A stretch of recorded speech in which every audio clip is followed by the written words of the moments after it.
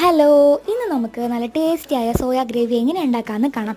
അതിനായിട്ട് നമുക്ക് 1 cup soya തിളച്ച വെള്ളത്തിലേക്ക് ചേർക്കാം. അതിലേക്ക് 1/4 ടീസ്പൂൺ ഉപ്പും കൂടെ ചേർത്ത് നന്നായിട്ട് വേവിച്ച് മാറ്റി വയ്ക്കും.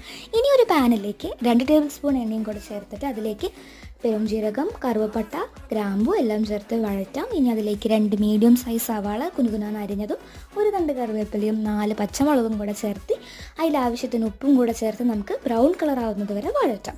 ഇനി നമുക്ക് അരച്ച് വെച്ചിട്ടുള്ള തക്കാളി, ഒരു 3 തക്കാളി ഇതിലേക്ക് ചേർത്തിട്ട് 1 ടേബിൾ സ്പൂണോളം ഇഞ്ചി വെളുത്തുള്ളി ചതച്ചതും പിന്നെ ആവശ്യത്തിന് മസാലകൾ ചേർക്കാം. മഞ്ഞൾപ്പൊടി, മുളക് പൊടി, മല്ലിപ്പൊടി, ജീരകപ്പൊടി ഇത്രയും ചേർത്തതിന് ശേഷം ഇതിൻ്റെ പച്ചമണം മാറുന്നത് വരെ വഴറ്റാം.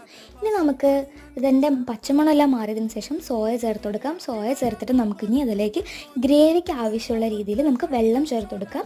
അപ്പോൾ 200 ml വെള്ളം ഞാനിവിടെ ചേർത്ത് കൊടുക്കുന്നുണ്ട്. എന്നിട്ട് ഇതിലേക്ക് കുറച്ച് ഗരം മസാലയും കൂടി ഞാൻ ചേർക്കുന്നുണ്ട്. എന്നിട്ട് നന്നായി വഴറ്റാം. ലാസ്റ്റായിട്ട് നമുക്ക് അതിലേക്ക് മല്ലിയിലയും കൂടി ഇടാം. അപ്പോൾ താങ്ക് യു.